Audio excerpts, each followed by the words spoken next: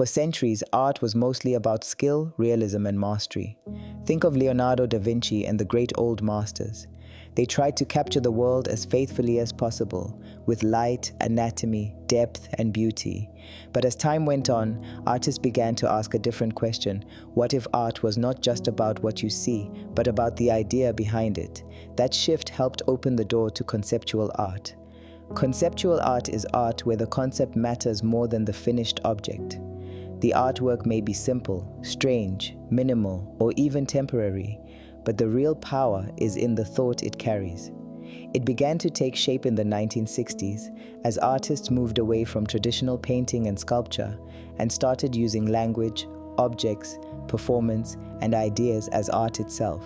So the journey from Leonardo da Vinci to conceptual art is really a journey from visual perfection to mental provocation. But the big question is this: is conceptual art still relevant today, or has it become too abstract for the modern world? In this video, we are looking at 14 conceptual artists who are still standing out in 2026. So stay with me, and if you enjoy this kind of content, like the video and subscribe for more. Weiwei. Weiwei is one of the most important conceptual artists working today.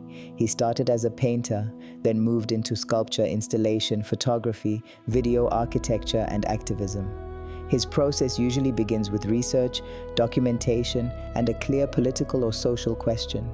He often works with ordinary or loaded materials like marble, porcelain, Lego, wood, and found objects, then turns them into works that challenge history, power, and memory. What makes his practice stand out is that the idea comes before the object. He has said that his work is not just about recording facts, but about moving from facts toward truth. That is why his pieces often feel simple on the surface, but they are built from a long process of thinking, collecting, reworking, and stripping away anything unnecessary. From the bent hanger works in his early years to large projects like Fairy Tale and Sunflower Seeds, Weiwei has kept the same method. Observe, research, transform, and confront. His art is not decoration, it is an argument. Barbara Kruger.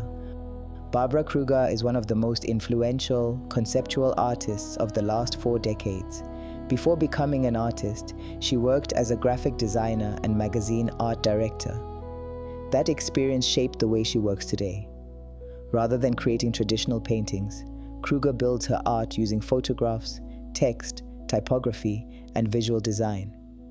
Her work is instantly recognizable for its bold statements placed over black and white images. The process behind a Barbara Kruger work usually begins with research and observation. She pays close attention to advertising, politics, consumer culture, social media, and the language people use every day. She collects images from newspapers, magazines, archives, and popular culture. Once she finds an image, she studies it carefully and begins developing short phrases that challenge the viewer's assumptions. The text is the most important part of the process. Kruger spends time refining words until they communicate a precise idea. Her statements are often direct and confrontational because she wants viewers to stop and think about power, identity, gender, money, media, and authority. After pairing text with an image, she experiments with scale, placement, and typography to maximize the impact of the message. Cao Fei. Cao Fei is one of the most important conceptual artists working in China today. She is known for using video, photography, virtual reality, digital technology, and installation to explore how rapid urbanization, technology, and globalization affect everyday life. Rather than starting with a physical object, Cao Fei's process usually begins with observation and research. She spends time studying how people work, communicate, and interact with modern systems. Many of her projects involve long periods of fieldwork. She visits factories, residential developments, online communities, and urban spaces, documenting the experiences of ordinary people. From this research, she develops narratives that combine reality with fiction.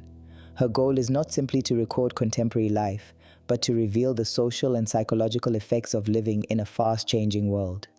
Technology plays a major role in her work process. Cao Fei often collaborates with filmmakers, programmers, designers, and technicians to create complex multimedia projects. She carefully plans every stage, from scripting and filming to editing and installation design.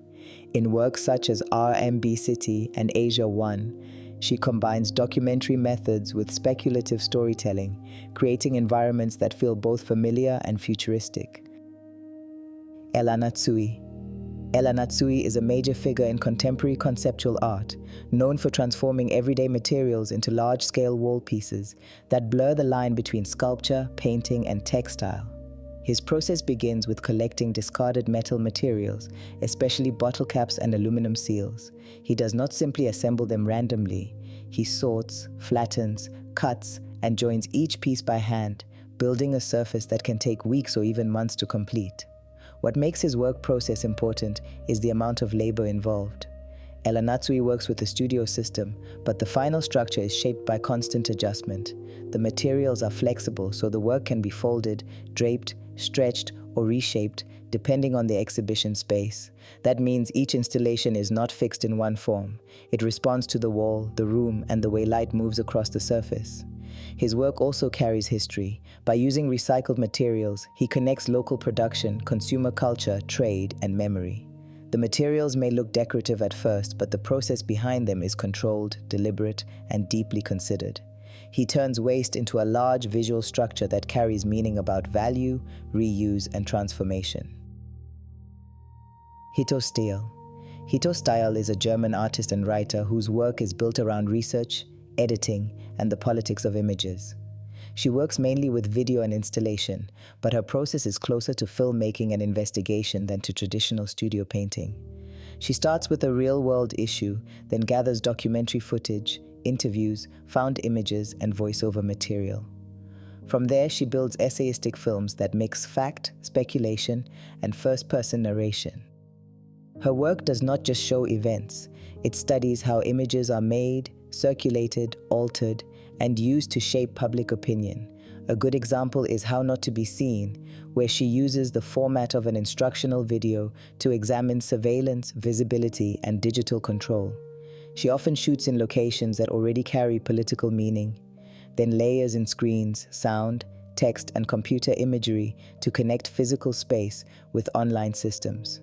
Her installations are carefully planned so the viewer is not just watching a film, but moving through an argument. That is the core of her process. Research first, then scripting, then image collection, then editing, until the final work becomes a sharp analysis of how contemporary life is shaped by media and power. Jenny Holzer. Jenny Holzer is a conceptual artist who built her practice around language. She first came to attention in the late 1970s with her truisms, short statements she wrote after reading widely and then posted around New York as wheat-pasted posters. That early process set the pattern for her career. Start with text, strip it down, and place it where people least expect it. From there, Holzer kept expanding the format. She moved from posters to illuminated signs, LED displays, stone benches, and large projections on buildings. The work process is usually precise and technical.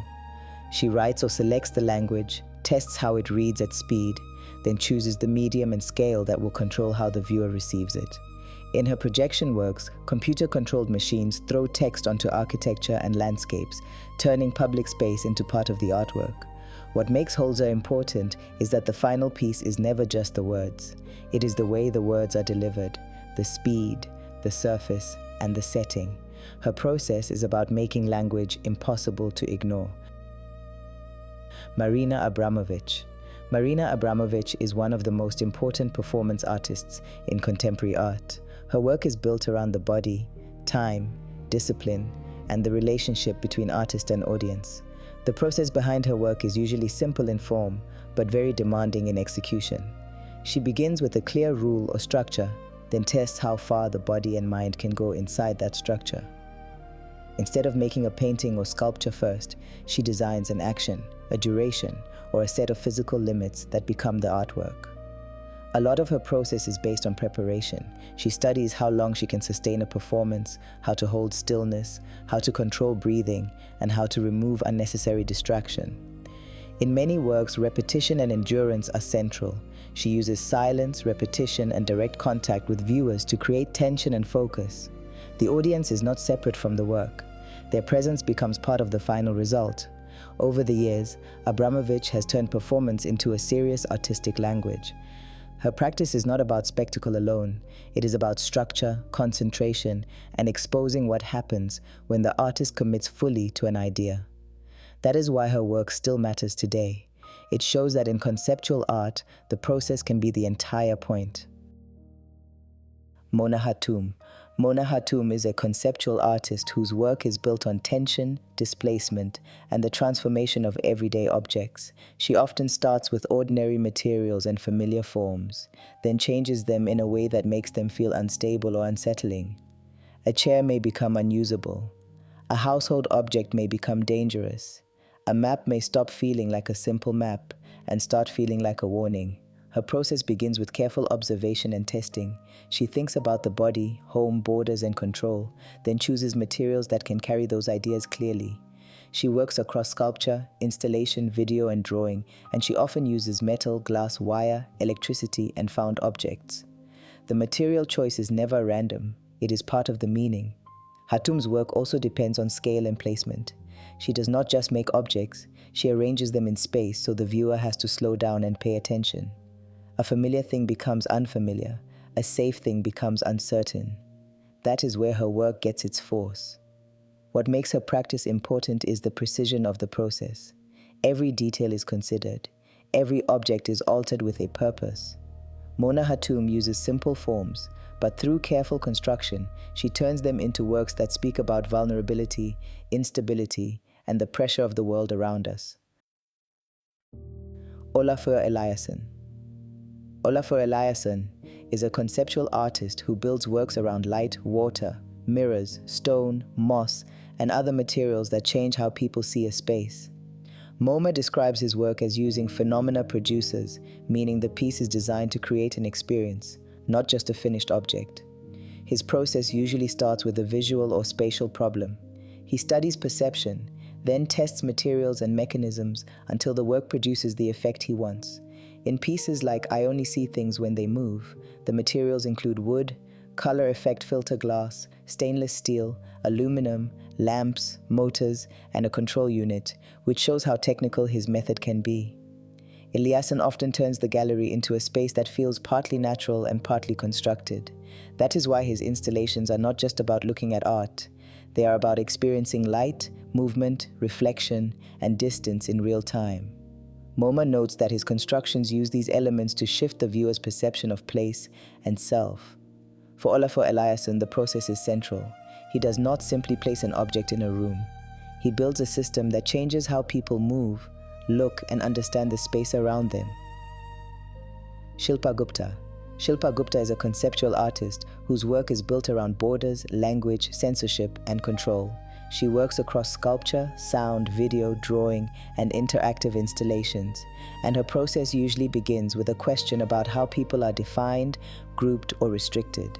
She studies those systems first, then turns them into artworks that are simple in form but loaded in meaning. A lot of her process depends on collecting and reworking ordinary materials. She may use found objects, text, LED screens, microphones, thread, metal, or walls, then alter them so the viewer has to think again about what they are seeing. In some works, the audience is made part of the piece through movement, listening, or participation. That makes the final work feel active, not static. What stands out in Gupta's practice is how carefully she turns research into form. She looks at political boundaries, social identity, and the limits of speech, then builds installations that make those limits visible. Her work is not about decoration.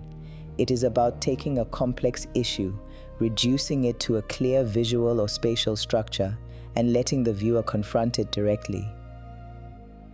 Shirin Neshat. Shirin Neshat is a conceptual artist and filmmaker whose work is built from research, portraiture, and careful image making.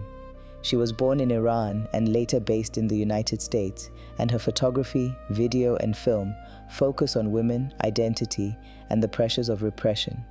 Her process usually starts with a social or political question. She studies history, writes out a visual idea, and then builds the work around black and white images, text, sound, or moving image.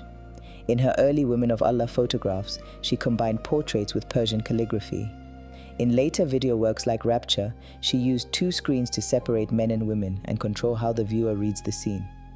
What matters in Neshat's practice is that nothing is casual. The framing, the contrast, the writing, the sound, and the pacing are all part of the concept. She does not just show a subject. She constructs a visual argument, then lets the viewer sit with it. That is why her work still stands out today. Theaster Gates. Theaster Gates is a conceptual artist whose work focuses on transformation, preservation, and community. Unlike artists who begin with a canvas or block of stone, Gates often starts with abandoned buildings, discarded materials, historical archives, or neglected spaces. His process is rooted in research. He studies the history of a place, the people connected to it, and the objects that have been forgotten over time. A major part of his practice involves collecting and repurposing materials. Old books, furniture, wood, roofing materials, and industrial objects are carefully preserved and incorporated into installations. Gates is also a trained ceramicist, and his background in ceramics influences the way he thinks about craftsmanship, labor, and material history. Collaboration plays an important role in his work process. He regularly works with architects, musicians, historians, and local communities to develop projects that extend beyond the gallery. For Gates, the artwork is often the process itself, the act of restoring, rebuilding, and giving new purpose to something that was overlooked. His work shows how conceptual art can move beyond objects and become a tool for cultural preservation and social change. Thomas Demand. Thomas Demand is a conceptual artist who works at the intersection of sculpture, photography, and set construction. His process begins with finding an image, usually taken from media sources like newspapers, archives, or public records. He selects scenes that often relate to politics, events, or everyday environments that carry hidden meaning. Once he chooses an image, Demand reconstructs it entirely in 3-dimensional form. He builds full-scale models out of paper and cardboard, carefully matching the details of the original scene. This includes furniture, walls, objects, and spatial layout. The construction phase is highly controlled and can take weeks or months depending on complexity. After the set is complete, he photographs it using a large format camera.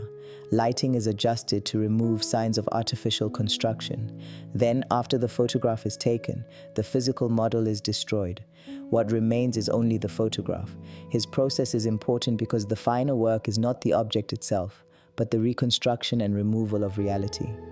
Demand's practice focuses on how images are made, how memory is constructed, and how information is filtered through visual systems.